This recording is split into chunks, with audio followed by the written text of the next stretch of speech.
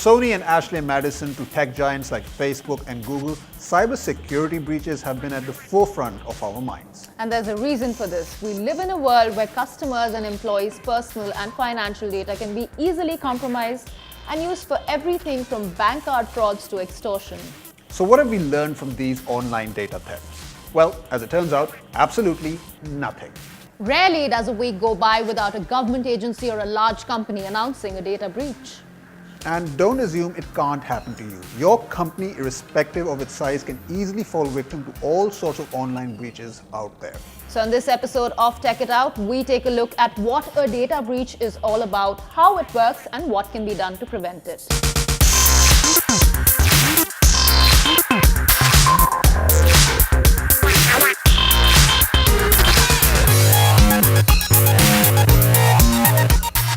Hey, so have you been watching the news recently? Do you know what's happening? Of course, Game of Thrones Season 7 premiere, Ed Sheeran singing on it. I really hope it's new material from a new album. Yeah, I meant more tech related. I don't know. You don't know, or you don't care? Is there really a difference?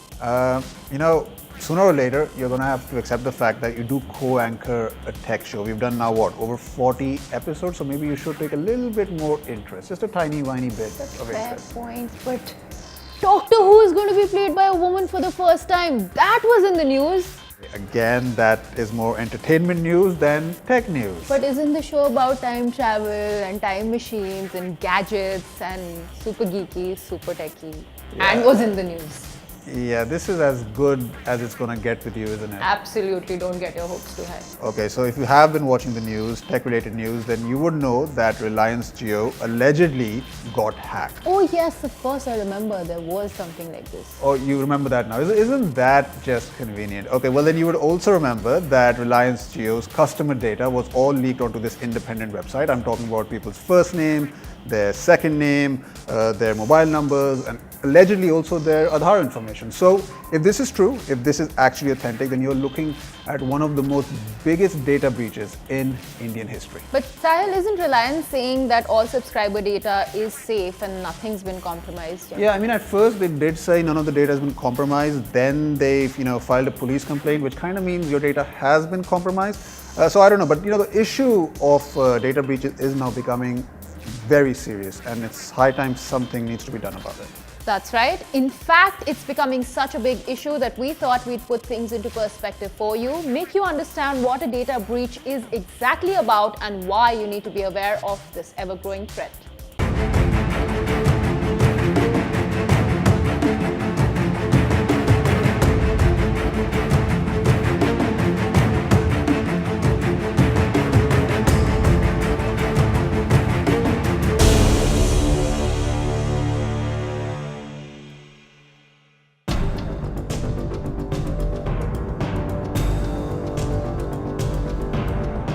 We are living in a digital age and a lot of our data is stored online.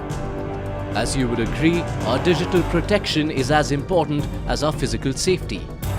But the question is, how do you ensure that digital safety? How do you keep it safe from hackers? Well, we share all the hows and do's and don'ts to keep your data safe in this episode, but first we believe you need to understand how damaging data breaches could be for you. We think nothing else can better help you understand that than recent data breaches themselves. Let's understand it this way. We all use different online services, but when we sign up, we do not wish them to bring us bad. But the sad reality is that the online model is not foolproof. If companies have highest levels of security to protect data, hackers at times go one better. Let's take popular food delivery app Zomato as an example. It was only recently that hackers stole users' details of 17 million Zomato customers. The key here is that when a database is stolen, a lot of personal details as well as banking information can get compromised in a lot of possible ways. Talking particularly about the Zomato case, it wasn't just your Zomato account that was at risk, because the same set of information could have been used by hackers to compromise other online accounts of yours, say banking or email accounts for that matter. And the more details a stolen database has, the riskier it could be for a user. As an example, when the Reliance Jio data breach was reported this month, compromising personal data of millions of customers, the primary concern was the risk to users' biometric details, which were linked to their respective Aadhaar numbers. The same set of concerns had first emerged when a CIS report claimed that Aadhaar numbers of 135 million Indians had leaked from government databases. We understand that you as an individual can take certain measures to keep your online accounts protected, but you don't have the power to control hacking incidents. This is when you look for stringent regulatory measures and better data protection laws.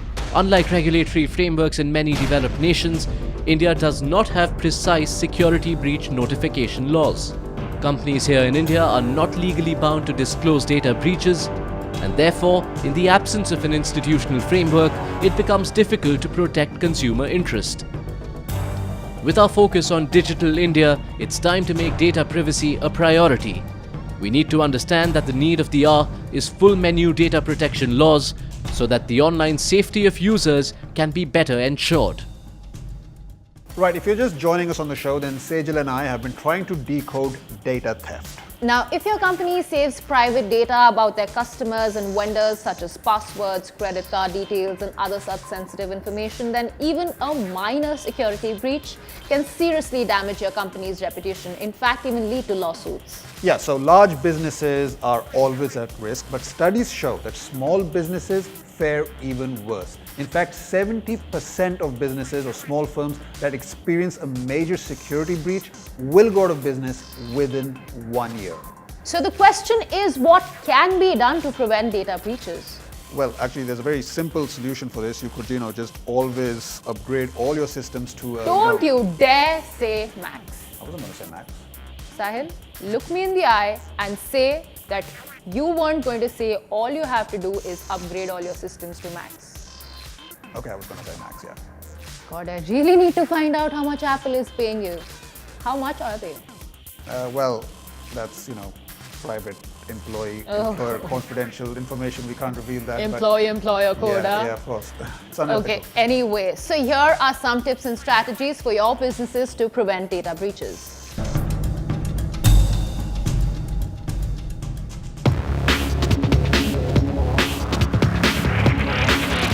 Now, all businesses, whether big or small, rely heavily on the internet, both to carry out daily tasks and to store vast amount of information. While the internet has played an instrumental role in bringing the world together, it's also exposed organizations and its customers to serious risks. Today, data theft is a prevalent danger. So, keeping that in mind, here are some tips to help you protect your business from data breaches.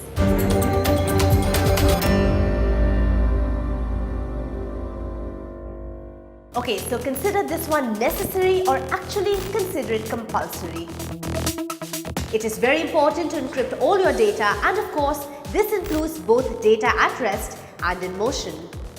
Now, make encrypting email a ritual in your organization, especially if any personal data is being transmitted. And remember, avoid using Wi-Fi networks, as this may permit the interception of data.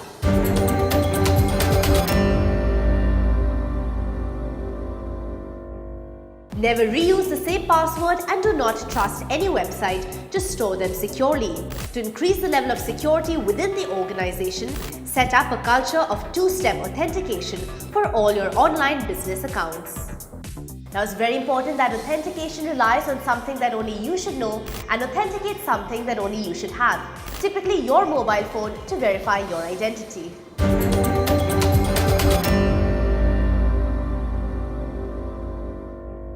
If your organization is still using Windows with an old Windows version, well, it's high time you ask the tech team to update it.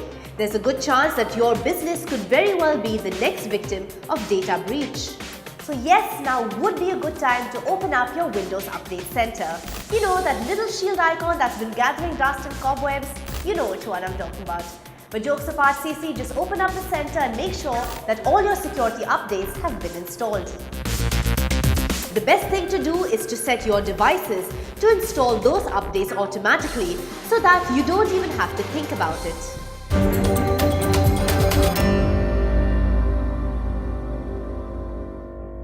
Okay, so if your organization is using the latest version of Windows, then make sure you don't forget to download a reliable ransomware blocker. Because it's not like updating your systems with the latest Windows security patch will keep your system untouched.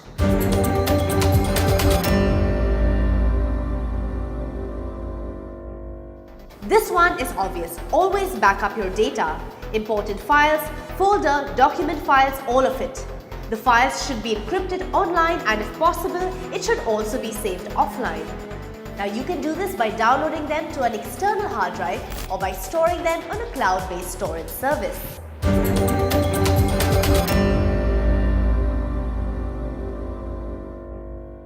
And last but not least, make sure that your employees understand your data protection practices and their importance.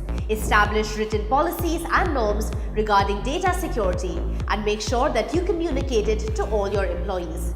Make sure to have a training session to educate them about what types of information are sensitive or confidential and what all steps needs to be taken to protect that data. And in addition, do restrict employee usage of computers for business purposes only. Do not permit peer-to-peer sharing of files, and remember, do block access of inappropriate websites. I think you know which ones we're talking about. So what are you waiting for? Go ahead and implement these simple but necessary steps to protecting your organization's data from data thieves. And do remember that no business is too small for a cyber criminal.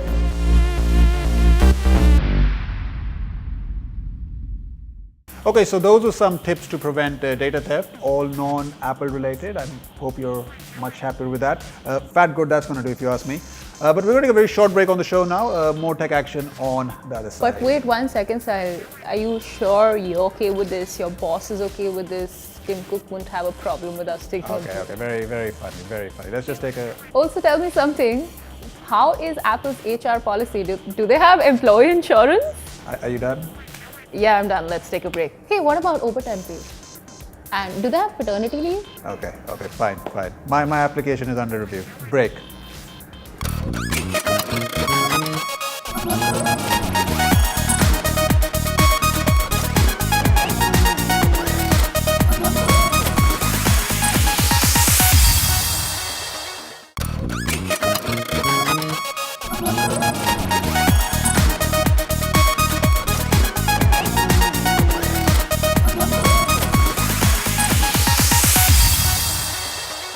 Welcome back, you're watching Tech It Out. So in this episode, we've been talking about data theft and the impact that it has on organizations. But here's an interesting fact. Did you know that one of the biggest privacy risks out there is owning a smartphone? I mean, in India, by 2020, there will be over 1 billion smartphone users. Which means going forward, all our conversations will be recorded, our messages will be read, our locations will be identified with the GPS. Everything about our lives is on our smartphone, which means if a person hacks into that, if that person gets access to that information, imagine the damage that person can do to it. Exactly, it's a very scary thought. In fact, what's even more frightening is the fact that people don't really understand the kind of risks associated with using smartphones these days. Absolutely, and that's why up next, we asked a few people if being hacked was something that they were concerned about in their daily lives. Take a look. Even wireless network in public can open a window to smartphone hacking. Then why did Arvind Kejriwal talking of free Wi-Fi network? If this is one concern that can lead to your phone hacking.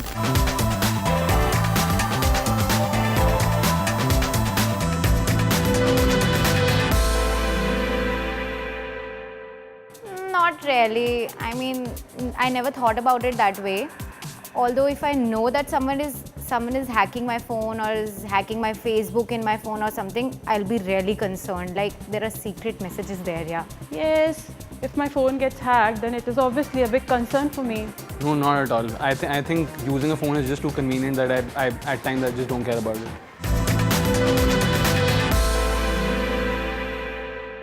Smartphone hacking, I never thought about it, but I'm not really a tech or an IT person. I don't know how it can be hacked or not. No, I'm not. No, I'm not aware about the ways, but I'm aware that it can be hacked. Maybe by Wi-Fi networks. I'm not really sure. I guess it can be hacked, but I'm not really sure the ways a hacker can enter my phone.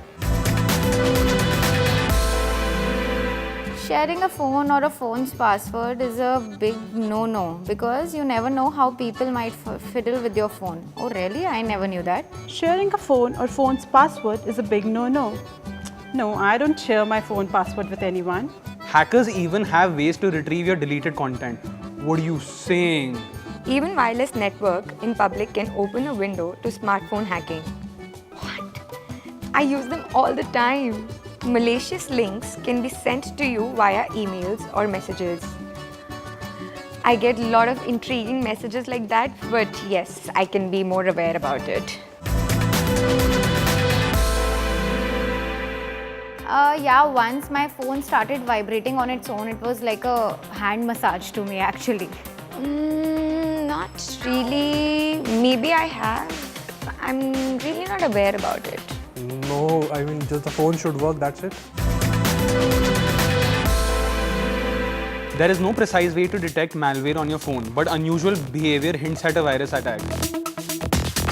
I'm a common user. What all do you expect me to do?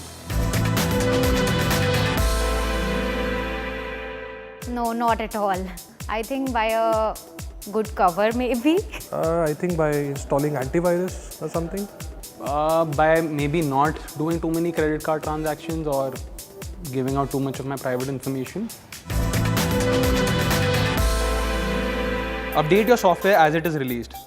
But what should I do with my stupid iPhone memory? Avoid opening suspicious links or links by strangers. Well, they are interesting. I need to open them, but I'll take care. Be careful of what you install on your phone. But who thinks before installing? Enable two-step authentication on your online accounts. Oh my god, such a pain. Keep a backup of your data. Well, that's something at which I'm definitely lacking and I'll improve on it. Okay, so time now for our news segment, and this week saw the launch of the much anticipated Canon 6D Mark II. And of course, Team Tech It Out was there to bring all the highlights for you. And funny enough, that launch and even this episode was shot on 5D Mark IV. So, Mr. Camerahead, please do take note. A much needed upgrade is required. We want the 6D Mark II, please.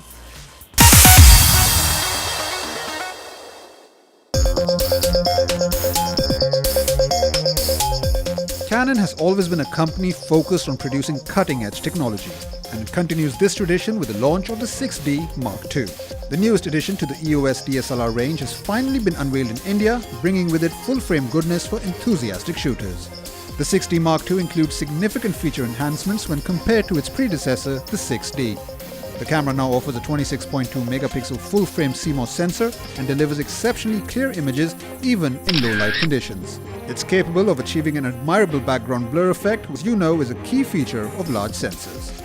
The camera comes equipped with dual-pixel CMOS AF technology for high-performance focus tracking in live view mode. There's also a Digic 7 image processor for high image quality, even in dimly lit situations. We especially like the touch panel, as it offers a great deal of flexibility, giving users the ease of shooting from a high or low angle.